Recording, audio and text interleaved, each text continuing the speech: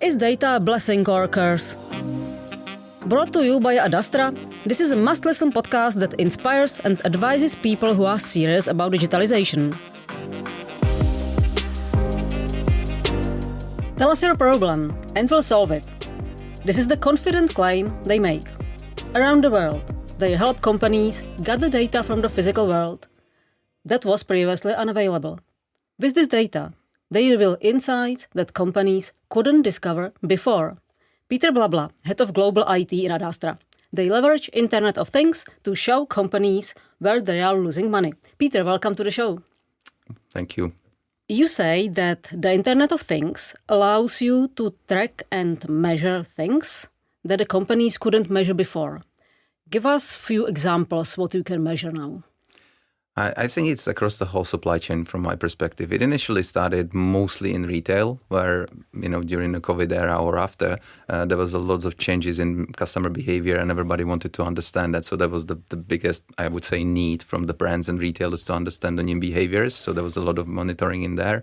But over time, it extended into, let's say, the early stages, what's happening with raw material, in manufacturing, during the whole manufacturing process, through logistics, through cross-docks, all the way to the final customer. So I would say across the whole product and customer journey, if I'll take it in all across the whole supply chain. And now even more also into sustainability aspects, so the reverse logistics and those types of optimizations, which there is a lot of pressure on the market at the moment. Let's talk about few specific examples, what you really measure and what answers the company would like to get. I could start in the retail, for example, that I mentioned. So, I would say that it used to be a black box, whatever happens in the retail. And we just... You mean in the physical store? In the physical stores, where you know what was sold. That's the only information. Where if you compare it to online, you go to online and you know exactly how many people entered your webpage, where did they spend time, what did they click, and if you converted them into purchase. That was absolutely unavailable as an insight into physical retail. Now we are able to say how many people went into the store, which direction did they walk through the store, where did they spend time, how much on average, what was the conversion to different categories, where they made the purchase, what they interacted with, also if there was any queues during the time when they were queuing up for payment. And we can also, let's say, compare this with the overall sales data, so understand, let's say, how much of a sale was coming from secondary placement, from promotions, from the primary placement where you have in stores and stuff like that. So I would say revealing the black box of a retail into the detail the same way as you have online could be a nice example, I would say. So you are able to tell me exactly from which shelf or pallet does my customer buy for example, beer? Exactly. But also we are able to tell you what were the other categories visited along the way, so to basically reveal the full profile of the customer. So if my customer, you mentioned beer, is buying it mostly from promotions, let's say, what else do they do on their customer journey? Do they go into vegetable? Do they buy a bakery? Are they more into sweets? Whatever, and having the whole customer journey to understand how to position your promotion or marketing strategy well to maximize your share of the market. How do you know where they buy the can from? That's basically monitoring of the second placements. And in a simple terms, you can potentially monitor only the secondary placements. And if you have the payslip of how much was overall sold of that specific category from the store, you just divide one from another and you know how much was sold from the primary placement and how much from a secondary, or anything that you invest into, and you pay extra money, of course, for this display in a store. Okay, let's switch to another industry than retail. I know you monitored tires on police cars. Yeah, that's kind of a bizarre use case, but yes, that was an issue that the cars were basically losing their new tires, if we call it that way. So they were leaving the premises with the new tires, and they were returning back with tires which were old. So that was the brief was we need to monitor and make sure that we basically prevent this issue to be happening out there. Okay, let's switch to another industry. For example, construction. Construction. I mean, there are a lot of use cases where the construction materials are really sensitive to temperature, delays during production, during transports, and all these type of things. So again, it's important. And if we take it back to the supply chain I was talking about, let's say from when the material leaves the premises where it's produced, so the manufacturing, all the way to the final applications, usually there are a lot of kind of stages and potential, let's say, issues and delays which could happen, and they influence the quality of the product at the end of the day. So again, there are several things, which is like transport, which is the temperature, which is humidity, which is weather, wind, and we take in all of these things in an account to be able to tell to the client, again, the business answer to that business question. So how should I transport? What should be the quantities? What should be the maximum distance? What should be, let's say, the conditions of the material when I send it from my factory all the way to apply it in a way that it just complies with the quality standards that they want to achieve. Yeah, so the goal is to keep the quality the same and not to spend more money than necessary to keep that quality, right? Exactly. It's cost is one side. It's the CO2 emissions, which directly or indirectly always happens the same when it's optimization of the whole process. For Czech Republic, you monitored the journey of plastic bottles. Yeah, that was a very interesting use case because it was actually solving a topic that's really out there, and it's being discussed across the academics, politics, but also the general public. And the waste as the where does the waste end up? Like, we are really good as a country, I would say, in sorting, and what the interest was and what the brief was here. Once we sort it, so once we put the plastic waste into the recycled bins, what happens from that point onwards? And what did you discover? It was really interesting, the outcome also, where the assumption was that pretty much everything will end up in recycling. It was not the case. So basically we know how much of a plastic material is being released in bottles to the market. That was the known information. The other known information is how much of that, once it's consumed, is being recycled, so being thrown into the recycling bin. And from that point on, it should be pretty much going all of it into recycling bins. But we have encountered that some of it ended up in the sorting facilities, which is on the way to recycling. Some of them ended up in recycling facilities, but some of them ended up in landfill as well. And you also monitored or get the whole journey of each specific plastic bottle, right? Yeah, exactly. So we basically adapted the end-to-end solution, and I think we'll be talking about it a little bit more. But basically, the one component of this is the sensor, the actual multi-sensor device. So we adapted multi-sensor device of those from previous projects. So there was not much needed to do that, to be a size that would fit into the plastic bottle. And we implemented into plastic bottles, and we've thrown those plastic bottles across the whole country to basically represent the regions and not distort the data by any of that. So that was the adaptation on this side. And then we were monitoring the whole journey of the plastic bottle. So where does it go? Where does it, if it stops on the way or somewhere, and then also where it ended up, and also if there were any temperature deviations to understand if, for example, it is being burned or going somewhere else. So we can really say the whole journey and have, I would say, data-proof information behind that discussion to have more informed discussion between the publics, politics, and all the parties out there. And the tricky point for the Czech Republic before was that they weren't able to understand what happens to the plastic bottles after we throw them into the container, right? That's correct, yeah. And of course, it's connected not only with the efficiencies, but let's say the overall issue of sustainability and how do we deal with plastic being, again, potentially a material for further production, for upcycling or any other activities which could be done. How do these projects work in practice? I mean, how do you start with the client, with the company that would like to have answers to their questions?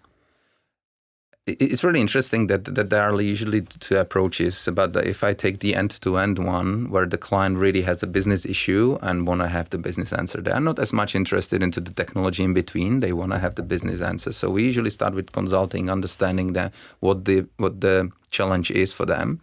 And based on that, we can, again, adapt the solution to pretty much anything I was talking about. I mean, it might sound like we could do anything but nothing. But in a way, because it's built from blocks as Lego, we know that we will, based on a use case, adapt any type of sensoric or multi-sensor solution for them specifically. And it could be us producing it or developing it specifically to the use case, or adapting or recycling something we have done in the past, or even use something from the market. I mean, some cameras or good sensors could be taken from the market. We don't want to reinvent the wheel, or even incorporate something the client might already have and create, let's say, the initial enabler to collect this unique set of data within the physical space. And then we transfer the data to our IoT platform, which again is built technically unbiased, as flexible as possible, allowing us to plug in any type of device and any type of data coming through from the physical space. And then we adapt the end result, which is exactly what the clients come to us for. So that's like a report, or it could be an application, so they have it handy with their hands anytime they want. Any notifications of deviations to the process, for example. So if something is happening and it's not desired, they should know about it. So our philosophy in a way is like the IoT solution should be always almost invisible. So if everything going right, you should know about them. If something goes wrong, you should be notified to basically remedy the situation, or having the long-term trends inside to give you, let's say, this information to optimize the process at the end. And I would say all of our projects incorporate some AI or any type of algorithms, because we always, when we collect the data, want to learn the system. How do we filter out data which are not necessary or which are screwing the data, or even apply any optimizations or predictive tools on top of the data, because that's exactly what the decision makers want. They want to have the answer, which will help their life easier. You just remind me about the case you did regarding refrigerators, right? Because they were, I wouldn't say stolen, but lost. There were several use cases. One of them was that some of the fridges got missing, if you call it that way.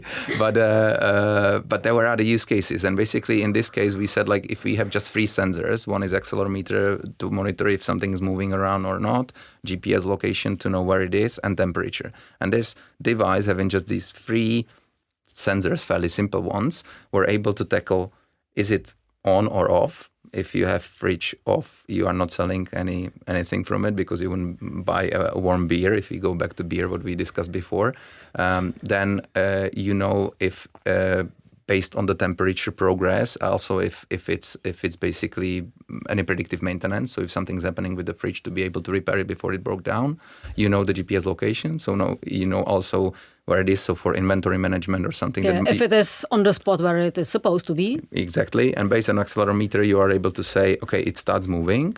Is it moving just within the premises, or it's moving somewhere else? And if it is, then we could customize also the firmware of the device to say, okay, it is beyond 500 meters of the radius where it's supposed to be. So clearly it's going somewhere it's not supposed to be. And then from that point, for example, start the frequency of data monitoring to every minute to track the exact journey where it is going, to track even if it's been stolen, as you mentioned. So just that the responsible person knows if it needs some action or not. Same way as I mentioned before, if it is there where it's supposed to be, just tell me once a day it is there, it's up and running, the temperature is fine. If it's moving, it's being stolen, or if it's broken, let me know and I'll remedy the situation. What technologies do you use? Anything you could imagine. I mean, from the hardware perspective, again, could be any type of device you could imagine. And again, we are not biased to anything. So we want the technology to really respond to the question of the client. So no need to push anything which doesn't deliver. But you can also invent a sensor. Of if course, the clients need that, right? Yeah. I mean, again, we take in the components from the market. There are like renowned suppliers of that, but we are combining them together on a PCB board, which allows you to combine different sensors, so the client doesn't pay for something they wouldn't use, and they don't have to, let's say, adjust their processes to something which could be an out-of-box solution or boxed solution on the market. So we're trying to adjust that. And from the software perspective, we use any technology that the client might be running the data on already. So you do not care if the large companies run all their data on Microsoft or AWS or any other ecosystem, right? No, or even on-prem or something. I mean, of course, like the latest trends are to be in cloud, so it allows the global companies to scale it. And also most of our solutions are done that way. So we have the IoT platform that could be deployed on any technology, as you said, but usually in cloud, yes. You use your own IoT analytics platform. So that means that the client does not need to pay for developing the IoT platform from the scratch, right? Exactly. It's speed to market and I will say cost as well. I mean, when we were developing at the beginning, the costs were 10 times higher than what we are today. So we are, as I said, kind of recycling what we already have. So if a client comes in, we would usually find the closest clone of a database that we already used before of the IoT platform for the client, and we adapt it to the specific use case they're using. So they, I would say, usually pay only for, let's say, the setup and adaptation of that, which is, I say, marginally lower than what it used to be, let's say, 4 years ago.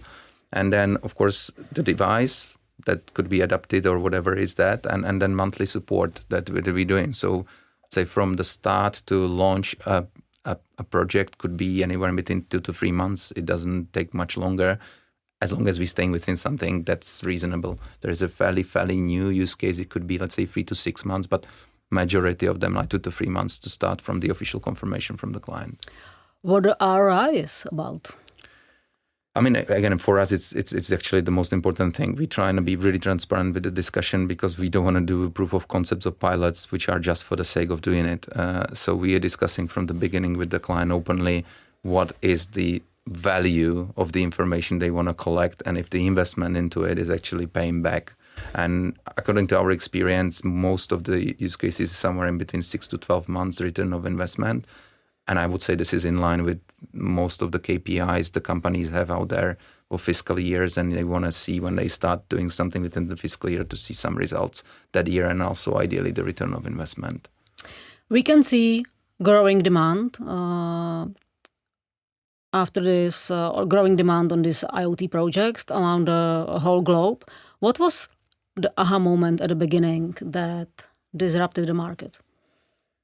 COVID was definitely one of them. I could see that. Of course, a lot of these new initiatives coming from governments like ESG, SDG rules and stuff like the sustainability aspect of it. So to get the real data from the real world.